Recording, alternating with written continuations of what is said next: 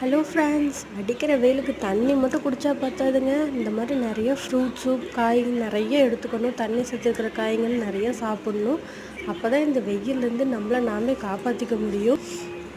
ஏன்னா அந்த அளவுக்கு இந்த வருஷம் ரொம்ப வெயிலுங்க. நாங்கள் இந்த திராட்சை வெறும் 100 ரூபாய்க்கு தான் வாங்கினோம். இது ஒரு பாக்ஸே 100 ரூபாய் மட்டும்தான். நல்லா ஃப்ரெஷ்ஷாக இருக்குங்க.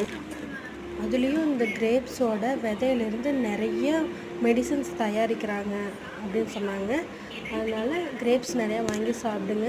அது மட்டும் இல்லாமல் நிறைய தண்ணி இருக்கிற காய்ங்க பழங்க நிறைய சாப்பிடுங்க.